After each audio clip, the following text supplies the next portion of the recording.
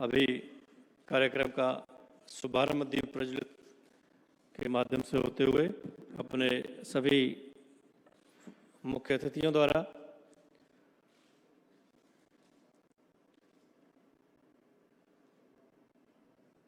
मेरा अनुरोध है कि पुष्प अर्पित करके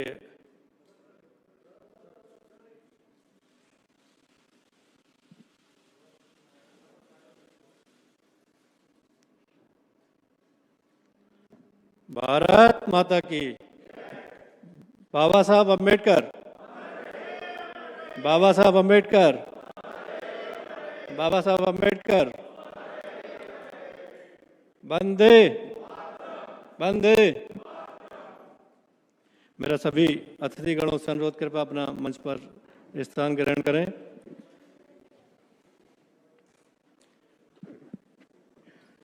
मैं अनुरोध करूंगा श्रीमती अंजना पवार जी से कि मंच पर राष्ट्रगीत वंदे मातरम के लिए आमंत्रित करता हूं और सभी उपस्थित सम्मानित जनों से आग्रह करता हूं कृपया अपने स्थान पर खड़े हो जाएंगे। और अंजना पवार जी।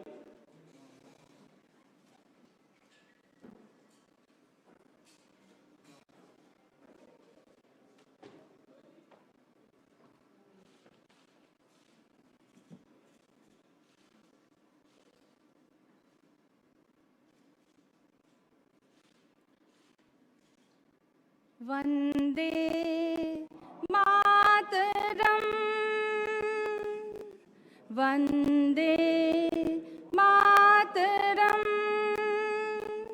सुजलाम सुफलाम मलयज शीतलाम सश्यामलाम मातरम। वंदे मातरम। शुभ्रज्योत्स्नां पुलकितयामिनीं फुल्लकुसुमित द्रुमदलशोभिनीं सुहासिनीं सुमधुरभाषिणीं सुखदां वरदां मातरं। वंदे मातरं, वंदे मातरं। भारत माता की, भारत माता की जय भीम।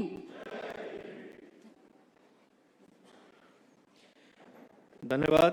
अब मैं आज के स्वागत कार्यक्रम को आगे बढ़ाते हुए मैं अनुरोध करूंगा अपने भारतीय जनता पार्टी एससी मोर्चा के राष्ट्रीय अध्यक्ष आदरणीय लाल सिंह आर्य जी थे कि आज के मुख्य अतिथि आदरणीय राजनाथ सिंह जी रक्षा मंत्री भारत सरकार का स्वागत करें।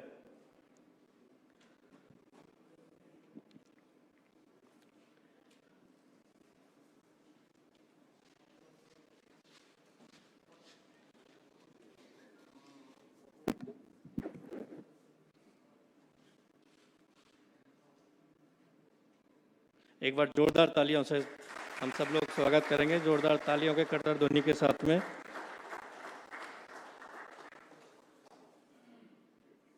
बाबा साहब का चित्र भेंट करते हुए माननीय मुख्य अतिथि जी को अब मैं आमंत्रित करना चाहूँगा राष्ट्रीय महामंत्री भारतीय जनता पार्टी एससी मोर्चा श्री संजय निर्मल जी को कि मंच पर आएँ और अपने बीच में उपस्थित आदरणीय अजूराम मेघवाल जी मंत्री भारत सरकार उनका स्वागत करें।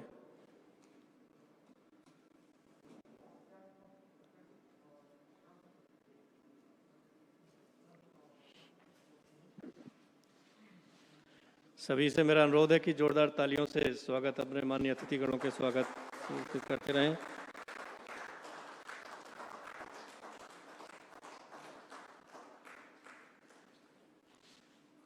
अब मैं अनुरोध करूंगा अपने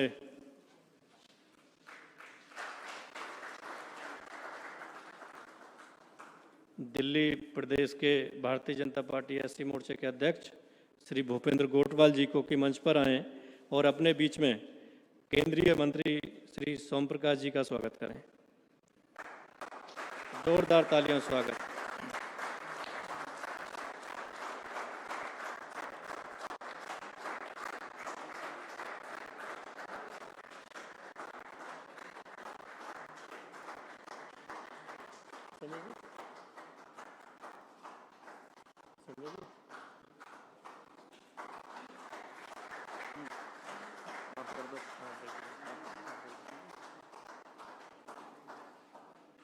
मैं डॉक्टर भोला सिंह, हमारे राष्ट्रीय महामंत्री एससी मोर्चा के हैं, उनसे आग्रह करूंगा कि हमारे राष्ट्रीय अध्यक्ष आदरणीय श्री लाल सिंह आर्य जी का पुष्प से, पटके से और चित्र से स्वागत करें।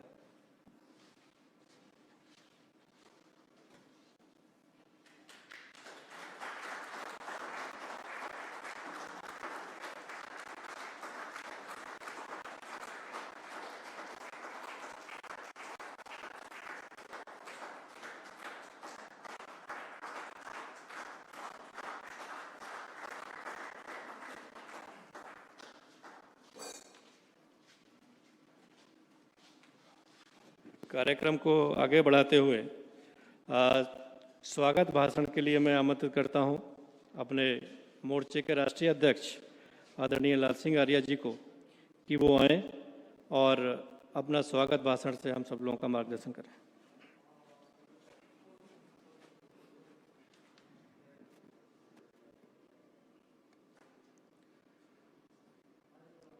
संविधान शिल्पी, भारत रत्न, सामाजिक न्याय और सामाजिक समरसता के लिए और देश की एकता अखंडता के लिए जिन्होंने जीवन भर संघर्ष किया, ऐसे पूज्य बाबा साहब अम्बेडकर जी की जयंती के अवसर पर हम सबके बीच में उपस्थित भारतीय जनता पार्टी के राष्ट्रीय पूर्व अध्यक्ष, जिनके नेतृत्व में, संगठनात्मक नेतृत्व में हिंदुस्तान में भारतीय जनता पार्टी की सरकार का निर्माण हुआ है, इस देश के सम्माननीय रक्षा मंत्री, चीन जैसी शक्तियों की भी ताकत नहीं है जो भारत की तरफ आंख उठाकर देख ले, ऐसे हमारे आदरणीय रक्षा मंत्री,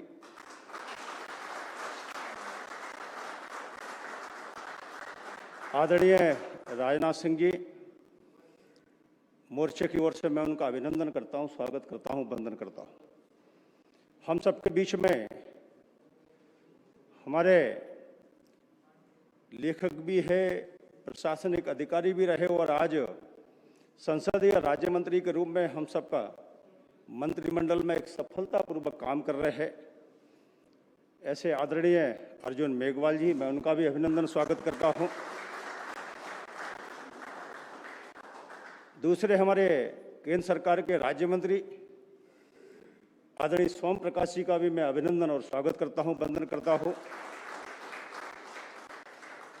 हमारे बीच में हम सबके मार्गदर्शक, दिन रात संगठन के विस्तार की चिंता करते रहना, से आदरणीय राष्ट्रीय संगठन महामंत्री आदरणीय वी सतीश जी का, वी एस संतोष जी का मैं हृदय की गहराइयों से अभिनंदन करता हूं, स्वागत करता हूं, वंदन करता हूं। मोर्चा के केंद्रीय संगठक की दृष्टि से हम सबके बीच में निरंतर हमारा मार्गदर्शन कर रहे हैं आदरणीय वी सतीश जी का भी मैं हार्दिक अभिनंदन स्वागत करता हूं। इस कार्यक्रम में बहन और भाई जो भी उपस्थित है, मैं उनका भी मोर्चा की ओर से अभिनंदन स्वागत करता हूं, इलेक्ट्रॉनिक प्रिंट मीडिया का भी स्वागत करता हूं। मुझे आज गौरव महसूस हो रहा है और कहते हुए खुशी भी है। भारतीय जनता पार्टी और भारतीय जनता पार्टी का अनुसूचित जाति मोर्चा, देश में कोई भी राजनीतिक दल ऐसा नहीं है जिसने अपने राष्ट्रीय कार्यक्रम में संविधान निर्माता बाबा साहब अम्बेडकर के कार्यक्रमों को समाहित किया हो, केवल और केवल भारतीय जनता पार्टी है जिसके 6 राष्ट्रीय कार्यक्रमों में अंबेडकर जी का जन्म जयंती मतदान केंद्रों पर मनाने का निर्णय होता है। ऐसे राजनीतिक दल का कार्यकर्ता होने के नाते लिए गर्व है। प्रधानमंत्री जी कहते हैं नेशन फर्स्ट, इसका मतलब है उसमें सभी समाहित हैं। और इसलिए भारतीय जनता पार्टी के नेतृत्व में मतदान केंद्र तक अंबेडकर जी की जयंती सामाजिक समरसता और समता का कहीं ना कहीं संदेश देती है। मैं ये भी कहना चाहता हूं कि पार्टी के शीर्ष नेतृत्व के निर्देशन में मोर्चा ने अभी कुछ नवाचार हाथ में लिए थे। मैं आदरणीय राजनाथ सिंह जी को बताना चाहता हूं, अंबेडकर जी की जयंती पुण्यतिथि मनाकर देश के दलितों का वोट कबाड़ने का षड्यंत्र तो बहुत हुआ है देश में, लेकिन ईमानदारी से उन्होंने देश के लिए जो किया है, चाहे महिला सशक्तिकरण के लिए किया हो, चाहे श्रम सुधार के लिए किया हो, चाहे धारा 370 के खिलाफ उन्होंने ताकत से बोलने का काम किया हो, चाहे देश के विकास के लिए काम किया हो, चाहे देश की एकता अखंडता के लिए काम किया हो, कुल मिलाकर अंबेडकर जी को एक सप्ताह तक स्मरण किया जाए, उनके विचारों को समाज के बीच में पहुंचाया जाए, ये शायद किसी ने काम नहीं किया। ये भी काम कोई कर रहा है तो केवल और केवल भारतीय जनता पार्टी कर रही है, उसका मोर्चा कर रहा है। और इसलिए 7 दिन तक लगातार मोर्चे की पूरी टीम ने सोशल मीडिया पर बाबा साहब अंबेडकर के इन्हीं विचारों को 3-4 चरणों में काम किया है। एक सोशल मीडिया पर बैनर बनाकर उनके जो दिशा देने वाले जो अमृत वचन है उनका सोशल मीडिया पर, ट्विटर पर, फेसबुक पर, इन सब पर डालना। दूसरा, अनुसूचित जाति के जो हमारे केंद्रीय मंत्री है, राष्ट्रीय नेता है, उनके वीडियोस बनाकर उनको प्रचारित करना। तीसरा, उनके इन सारे विषयों पर कोई ना कोई लेख समाचार पत्र में आए। ये सोशल मीडिया का अभियान आज 7 तारीख से 14 तारीख तक चल रहा है। मुझे कहते हुए खुशी है कि जो आउटपुट आ रहा है वो बहुत अच्छा है। ये पहला प्रयास है, हो सकता है कुछ चूक भी हो सकती है। और दूसरा, कल एक नवाचार और हुआ था। देश भर में सभी प्रदेश अध्यक्षों से पूछकर एक लक्ष्य लिया था कि आप कितने दीपक बाबा साहब अंबेडकर के जयंती की पूर्व संध्या पर करेंगे। तो लगभग 52 लाख का लक्ष्य आया था। हमने उसको संख्या का उल्लेख नहीं किया, लेकिन मैं रात भर लगभग 1 बजे तक सभी प्रदेशों के देखता रहा हूँ। सब दूर बहुत उत्साह के साथ बाबा साहब अंबेडकर जी की जयंती की पूर्व संध्या पर दीप जलाने का या दीपोत्सव करने का कार्यक्रम संपन्न पहली बार हुआ है। आज चूंकि बाबा साहब अंबेडकर जी की जयंती है, इसलिए पार्टी ने कार्यक्रम बूथ स्तर पर तय किया ही था। इसलिए मोर्चा के कार्यकर्ताओं से, नेताओं से आग्रह किया कि आप भी 100 मतदाता अनुसूचित जाति के जहाँ हैं उसको अनुसूचित जाति का मतदान केंद्र मानते हुए वहाँ भी पार्टी के कार्यक्रमों में मोर्चा के लोग ज़्यादा से ज़्यादा शरीक हों, इस प्रयास करें। इस प्रकार के कुछ कार्यक्रम मोर्चा ने किए हैं। राष्ट्रीय अध्यक्ष होने के नाते मेरा सोचना था कि ये आपके समक्ष बात जरूर रखी जाए। मैं इस मौके पर बाबा साहब को स्मरण करते हुए ये जरूर कहना चाहता हूं कि वास्तव में सामाजिक न्याय, सामाजिक समरसता, समता, ममता, गरीबों का संरक्षण अगर किसी पार्टी में हो रहा है तो मेरी अपनी भारतीय जनता पार्टी में हो रहा है। लोगों ने वोट कबाड़ने के लिए बहुत कुछ किया है। अभी 3 दिन पहले पश्चिम बंगाल में ममता बनर्जी की बहुत खास सुजाता मंडल खां, वो जब ये कहती है टीवी के समाचार में, बयान में, कि स्वभाव से और अभाव से एससी का आदमी भिखारी होता है, तो मुझे लगता है ये बाबा साहब अंबेडकर का भी अपमान होता है और संविधान की भी कहीं ना कहीं आत्मा को कुचला जाता है। और उनके बहुत सारे राजनीतिक दल जो सपोर्ट करते, चाहे कम्युनिस्ट हो, चाहे कांग्रेस हो, चाहे भीम आर्मी हो, इनकी हलक से कोई बयान नहीं निकलता, कोई निंदा नहीं निकलती। कोई नोटिस उसको नहीं मिलता ममता बनर्जी की तरफ से, उनको सस्पेंड नहीं किया जाता है, कोई कार्रवाई नहीं होती। इसका मतलब ये है कि ये सारे राजनीतिक दल जो टुकड़े टुकड़े गैंग के रूप में जाने जाते हैं, इनको बाबा साहब अम्बेडकर संविधान से लेना देना नहीं है, बल्कि अनुसूचित जाति के दलित वोट के लिए षड्यंत्र कौन से हो सकते हैं, इनका वो प्रयास करते हैं। और इसलिए मैं इस मौके पर और ज़्यादा विस्तार से कोई अपनी भावनाएं व्यक्त नहीं करना चाहता। मैं पुनः इस मंच पर हमारे मार्गदर्शक, श्रेष्ठ नेता, भारत के रक्षा मंत्री सहित हमारे दोनों मंत्रियों का पुनः अनुसूचित जाति मोर्चा की ओर से और देश के करोड़ों अनुसूचित जाति की ओर से उनका अभिनंदन करता हूं, स्वागत करता हूं, वंदन करता हूं। बहुत बहुत धन्यवाद। नमस्कार। धन्यवाद माननीय अध्यक्ष जी। अब मैं आमंत्रित करना चाहूँगा अपने पूर्व राष्ट्रीय अध्यक्ष भारतीय जनता पार्टी और उत्तर प्रदेश में पूर्व मुख्यमंत्री रहे, पूर्व गृह मंत्री रहे और वर्तमान में रक्षा मंत्री आदरणीय राजनाथ सिंह जी को कि मंच पर आए और हम सबका मार्गदर्शन करें।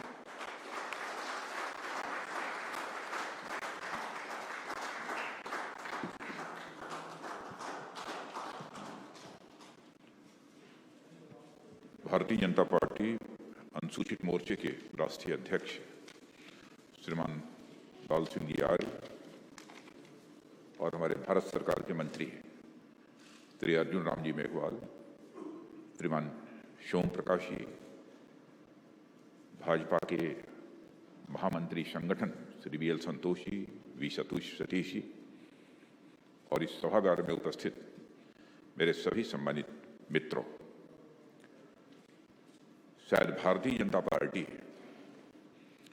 इस हिंदुस्तान की एक अकेली ऐसी राजनीतिक पार्टी है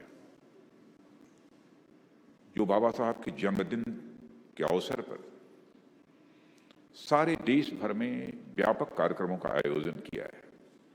मैं ये नहीं कहता कि अन्य किसी राजनीतिक पार्टी ने नहीं किया होगा, लेकिन जितने व्यापक स्तर पर बाबा साहब भीमराव अंबेडकर की जयंती के अवसर पर भारतीय जनता पार्टी ने काम किया है, मैं समझता हूं कि अन्य किसी राजनीतिक पार्टी ने इतना व्यापक स्तर पर नहीं किया है।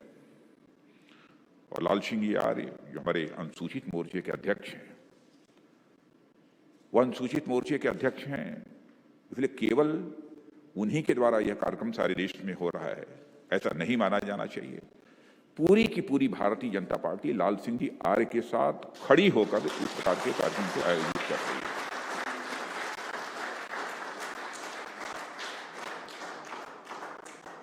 बाबा साहब भीमराव अंबेडकर का जहां तक प्रश्न है, मित्रों, जब हम भारतीय जनसंघ के रूप में काम करते थे उस समय भी उनके जन्म दिवस को समरसता दिवस के रूप में मनाते थे और भारतीय जनता पार्टी के रूप में भी काम करते हुए उनके जन्म दिवस को हम सामान्यतः एक समरसता दिवस के रूप में मनाते हैं। मैं अथवा हमारी पार्टी बाबा साहब को कोई एक सामान्य व्यक्ति नहीं मानती है, बल्कि उन्हें सचमुच हम उन्हें एक महानायक के रूप में मानते हैं। हर युग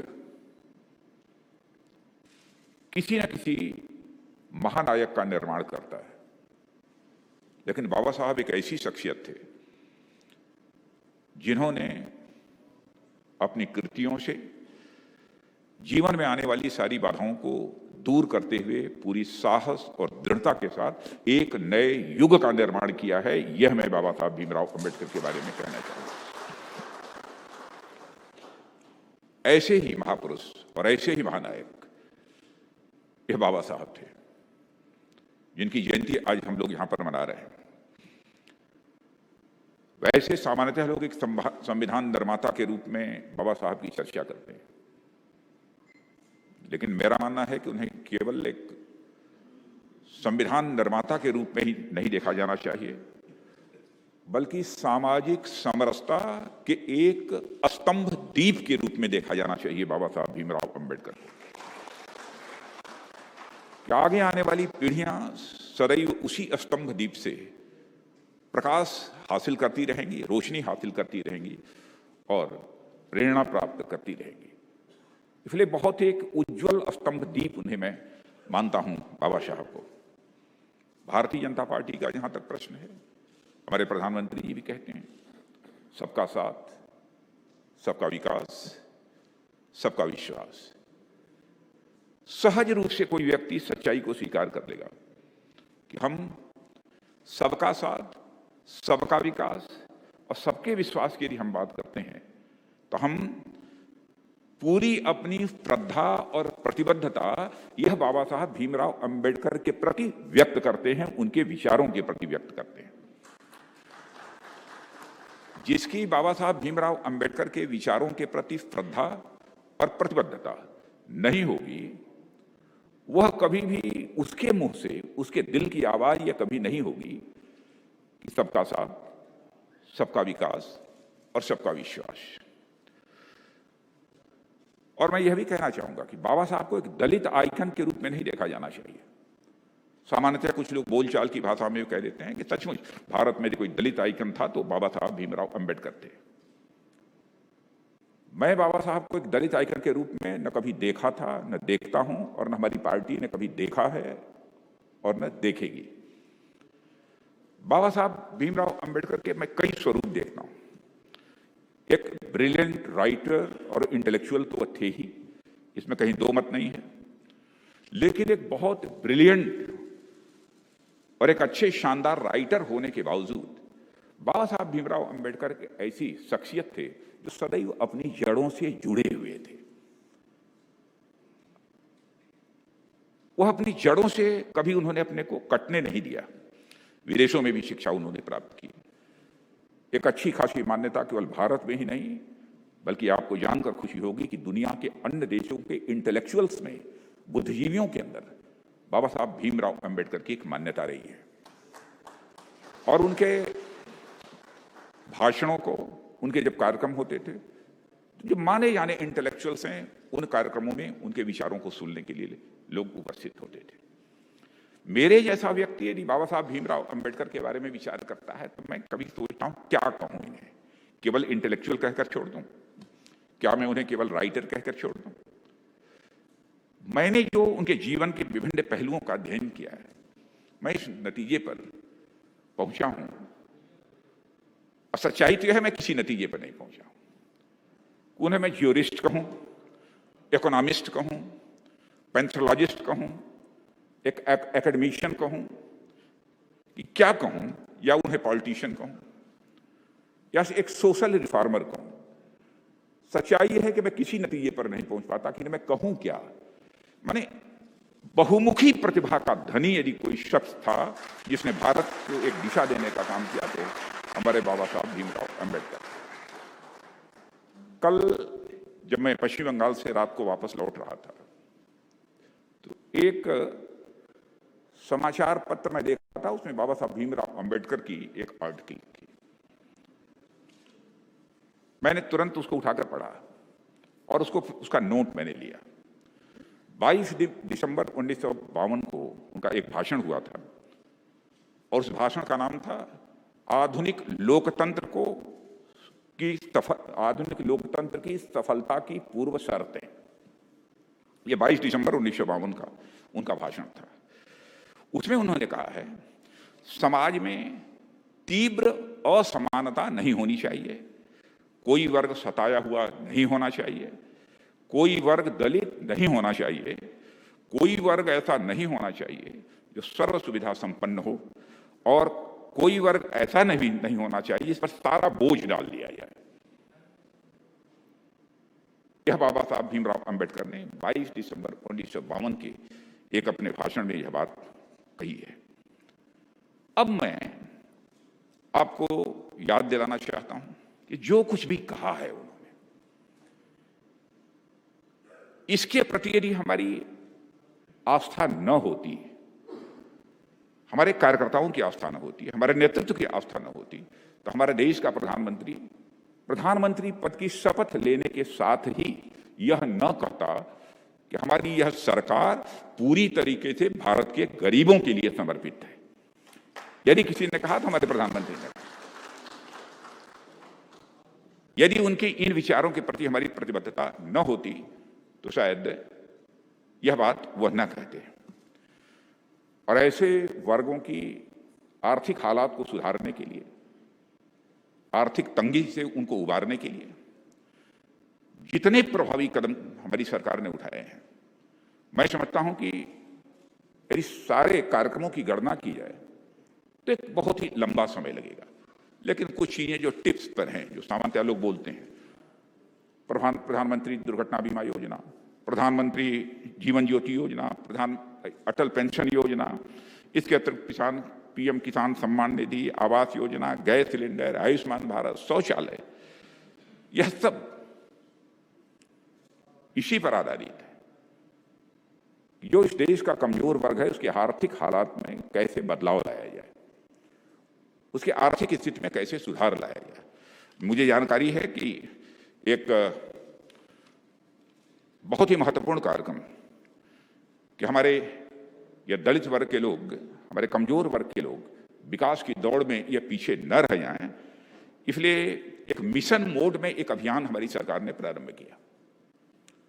और मिशन मोड में जो अभियान प्रारंभ किया कि 2024-25 तक जिन गांवों की आबादी 500 से अधिक है, ऐसे 500 से अधिक जहां पर हमारे कमजोर वर्ग के लोग, दलित लोग रहते हैं, उनको आइडेंटिफाई किया गया। ऐसे 27,000 गांवों को आइडेंटिफाई किया गया। और इन 27,000 गांवों का कैसे एक विकास किया जाए, उसका सर्वांगीण विकास कैसे हो, इसके लिए प्रॉपर एक रूपरेखा तैयार की गई, इसके लिए एक योजना तैयार की गई। आज मुझे यह बतलाते हुए खुशी हो रही है कि 10,000 ऐसे गांवों के विकास की रूपरेखा पूरी तरह से तैयार हो चुकी है और 7,000 से अधिक गांवों के लिए धनराशि भी निर्गत कर दी गई। यानी हमारी किस हद तक बाबा साहब भीमराव अंबेडकर के विचारों के प्रति श्रद्धा और आस्था है, इसलिए मैं इन सब सारे बिंदुओं की चर्चा कर रहा हूं। Schedule caste, post matric school scholarship, यह लगभग 4 करोड़ से अधिक बच्चों को यह स्कॉलरशिप इस देश में प्राप्त हो रही है। यह कोई छोटी मोटी उपलब्धि नहीं है। यह वही व्यक्ति कर सकता है, वही संस्था कर सकती है, वही सरकार इस काम को कर सकती है जिसकी बाबा साहब भीमराव अंबेडकर के विचारों के प्रति श्रद्धा होगी, आस्था होगी, वही कर सकता है, नहीं तो और कोई दूसरा नहीं कर सकता है। इसलिए मैं कहना चाहता हूं कि हमारी ही एक पार्टी है जिसने बाबा साहब भीमराव अंबेडकर सरकार बनने के साथ ही एक, आप लोगों को जानकारी होगी कि स्मारक लंदन में, जहां पर बाबा साहब भीमराव अंबेडकर पढ़ते थे, वहां पर स्मारक बनाने का काम यदि किसी ने किया, महाराष्ट्र गवर्नमेंट ने उसे खरीदा और उसको स्मारक के रूप में परिवर्तित करने का काम किसी सरकार ने किया, तो हम ही और आप लोगों की सरकार नहीं किया। और दिल्ली में 200 करोड़ रुपए से अधिक धनराशि लगाकर एक अंबेडकर इंटरनेशनल सेंटर की भी स्थापना हुई है। और मैं तो आप सबसे भी आग्रह करूंगा कि अंबेडकर इंटरनेशनल सेंटर आप सभी को जाना चाहिए, उसको देखना चाहिए और अन्य लोगों को भी अंबेडकर इंटरनेशनल सेंटर देखने के लिए उन्हें प्रेरित करना चाहिए। चैत्य भूमि, उससे भी आप सभी परिचित हैं, उनकी समाधि स्थल है। उस समाधि स्थल को भी एक स्मारक के रूप में परिवर्तित करने का काम यदि किसी ने किया है तो यह भारतीय जनता पार्टी की ही सरकार ने किया है। जैसा मैंने कहा कि बाबा साहब भीमराव अंबेडकर को केवल एक दलित नेता अथवा समाज के कमजोर वर्गों के लिए काम करने वाला एक नेता इस रूप में हमें नहीं देखना चाहिए। उन्होंने कई बड़े बड़े काम किए हैं। शायद आप लोगों को इस बात की जानकारी नहीं होगी कि एम्प्लॉयमेंट एक्सचेंज खड़ा किया जाना चाहिए, यह विचार यदि किसी ने दिया था तो शख्सियत का नाम है बाबा साहब भीमराव अंबेडकर। यानी कमजोर वर्ग के लोगों को एम्प्लॉयमेंट मिलना चाहिए, रोजगार मिलना चाहिए। उनकी इतनी शिक्षा नहीं है, उनके अंदर इतनी जागरूकता नहीं है कि स्वयं अपने हाथों के लिए काम की तलाश कर सकें। तो उनके लिए एक कोई ऐसा एम्प्लॉयमेंट एक्सचेंज होना चाहिए जहां पर वह रजिस्ट्रेशन करा सकें और रोजगार के अवसर, एम्प्लॉयमेंट की अपॉर्चुनिटीज ये जहां भी क्रिएट होती हैं तो फिर उसका लाभ एम्प्लॉयमेंट एक्सचेंज के माध्यम से वह निकाल सकें। उनके जब कई कामों को देखता हूं तो सचमुच मुझे लगता है कि वो एक बाबा साहब भीमराव अंबेडकर एक आर्किटेक्ट ऑफ मॉडर्न इंडिया, माने आधुनिक भारत का आर्किटेक्ट के रूप में यदि उन्हें बाबा साहब भीमराव अंबेडकर को यदि मैं कहूं कि architect of the modern India, तो यह कहना भी एग्जैगरेशन नहीं होगा, यह अतिशयोक्तिपूर्ण नहीं होगा। कई ऐसी चीज संविधान समिति थी, ड्राफ्ट कमेटी थी, उसके चेयरमैन के रूप में, संविधान सभा में भी, अपनी भाषण के द्वारा भी जो उन्होंने कंट्रीब्यूट किया है, जो भी अपना योगदान दिया है, उसकी तो चर्चा सभी लोग करते ही हैं। लेकिन भारत के अर्थतंत्र से जुड़े हुए दो प्रमुख संस्थाएं जो इस देश में खड़ी हैं, रिजर्व बैंक ऑफ इंडिया और फाइनेंस कमीशन, यह जो दोनों संस्थाएं खड़ी हैं, इनकी वैचारिक आधारशिला यदि किसी ने रखी है तो बाबा साहब भीमराव अंबेडकर ने रखी। अभी लाल सिंह यार चर्चा कर रहे थे धारा 370 की। धारा 370 का भी कि जम्मू कश्मीर को स्पेशल स्टेटस नहीं होना चाहिए, धारा 370 के अंतर्गत देश के सभी राज्यों का जो दर्जा है वही दर्जा जम्मू कश्मीर का भी होना चाहिए। इसकी जबरदस्त वकालत यदि किसी ने की थी तो बाबा साहब भीमराव अंबेडकर ने भी की। यानी हम लोगों की प्रतिबद्धता उनके विचारों के प्रति, उनकी दार्शनिक अवधारणा के प्रति, मैं बाबा साहब भीमराव अंबेडकर को एक सामान्य विचारक कहकर ही नहीं छोड़ना चाहता हूं। मैं मानता हूं कि बाबा साहब भीमराव अंबेडकर एक फिलॉसफर भी थे, एक दार्शनिक थे, और जो दार्शनिक होता है वह समाज को दिशा और दृष्टि देने का काम करता है। तो एक ऐसे दार्शनिक थे जो कि समाज को दिशा और दृष्टि देने का काम बाबा साहब भीमराव अंबेडकर करते थे। जब वो वायसराय थे तो उस समय भी एग्जीक्यूटिव काउंसिल ऑन लेबर के सदस्य बने, तो पहले उस समय अंग्रेजों के शासनकाल में सामान्यतः मजदूरों को 14 घंटे काम करना पड़ता। तो उस काउंसिल का मेंबर होने के नाते यह अवसर उनको प्राप्त हुआ कि उन्होंने लोगों को कन्विंस किया इस बात के लिए, चाहे भले ही वह गरीब हो, भले ही जिस्म से पसीना बहाने वाला वह क्यों न हो, लेकिन 14 घंटे का अथक परिश्रम यदि हम उससे कराते हैं तो यह तो एक पाशविक कृत्य होगा, यह पशुवत कृत्य होगा।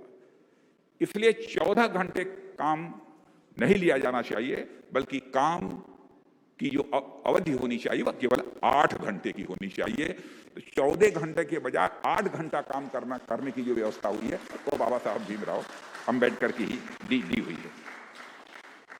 महिला मजदूरों के लिए भी उन्होंने लड़ाई लड़ी, और साथ ही आप सबको जानकारी होगी एक एक्ट भी उन्होंने बनवाया था महिला मजदूरों के लिए। उस एक्ट का नाम था maternity leave and benefit for women and child and labour protection act. यह भी बाबा साहब भीमराव अंबेडकर ने ही पास कराया। माने हर छोटी छोटी चीजों पर कितनी पैनी दृष्टि बाबा साहब भीमराव अंबेडकर की थी, हम इसकी सहजी कल्पना कर सकते हैं। पहले कोयला खदानों में महिलाएं भी काम करती थी, बच्चे भी काम करते थे। यह बाबा साहब भीमराव अंबेडकर का ही यह कंट्रीब्यूशन है जिन्होंने मजबूर कर दिया उस समय के शासकों को कि महिलाएं और बच्चे कोयला खदानों में काम नहीं करेंगे। इसका भी श्रेय यदि किसी को जाता है तो बाबा साहब भीमराव अंबेडकर को ही जाता है। भारत में श्रमिकों के कल्याण के लिए फैक्ट्री एक्ट, इसकी वैचारिक आधारशिला किसने दी? बाबा साहब भीमराव अंबेडकर ने ही दी। उन्होंने इस एक्ट को जो है पास कराया था। और साथ ही साथ एम्प्लॉयमेंट स्टेट इंश्योरेंस स्कीम, जिसे कि हम ईएसआई के नाम से आज भी हम जानते हैं, ईएसआई प्रारंभ कर श्रमिकों को सामाजिक और आर्थिक सुरक्षा देने की पहल भी यदि किसी के द्वारा हुई है तो बाबा साहब भीमराव अंबेडकर के द्वारा हुई है। और संविधान में एक बहुत बड़ी महत्वपूर्ण बात जो उन्होंने कही थी, शायद दुनिया के किसी देश के संविधान में उसे ढूंढना पड़ेगा। भारत के बारे में उन्होंने कहा कि भारत एक सामान्य स्टेट नहीं है, वेलफेयर स्टेट है। यानी समाज के किसी भी सीढ़ी पर कोई क्यों न खड़ा हो, समाज के किसी भी वर्ग का क्यों न हो, किसी भी श्रेणी का क्यों न हो, सबके कल्याण की चिंता करने वाला यदि कोई है तो स्टेट है। इसलिए भारत को उन्होंने वेलफेयर स्टेट यह शब्द इंट्रोड्यूस भारतीय संविधान में कराने पर विशेष आग्रह यदि किसी का था तो हमारे बाबा साहब भीमराव अंबेडकर का था।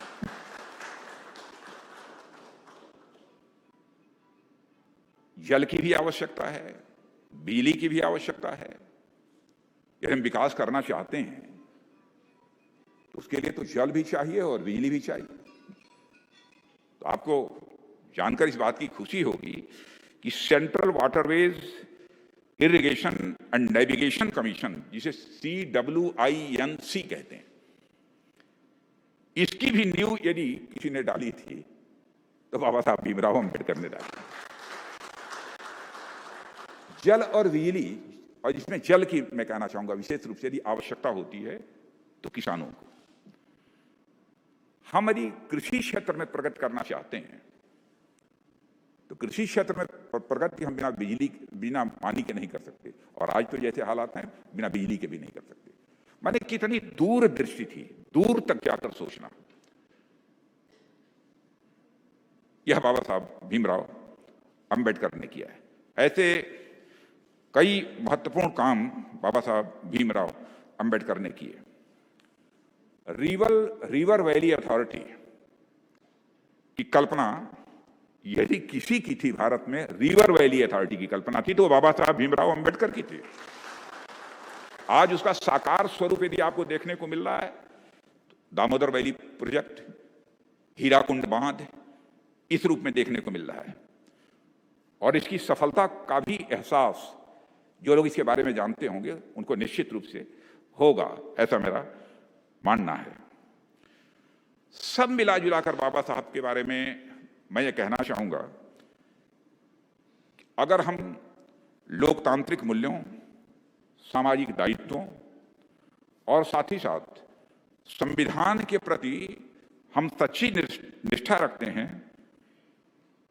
तो सचमुच यही बाबा साहब भीमराव अंबेडकर के प्रति हमारी सच्ची श्रद्धांजलि होगी। इन्हीं शब्दों के साथ मैं पुनः अपनी तरफ से और आप सबकी तरफ से बाबा साहब भीमराव अंबेडकर के प्रति श्रद्धांजलि अर्पित करते हुए अपना निवेदन समाप्त करता हूं।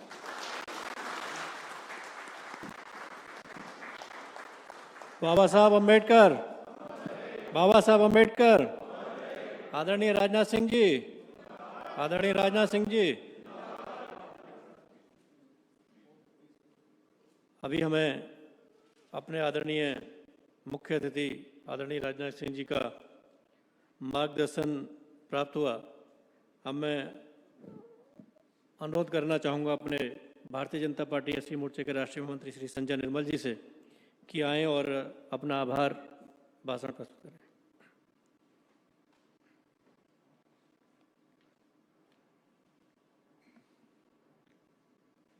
बड़े ही हर्ष का विषय है कि आज के इस कार्यक्रम में आदरणीय पूर्व राष्ट्रीय अध्यक्ष जी, रक्षा मंत्री भारत सरकार आदरणीय श्री राजनाथ सिंह जी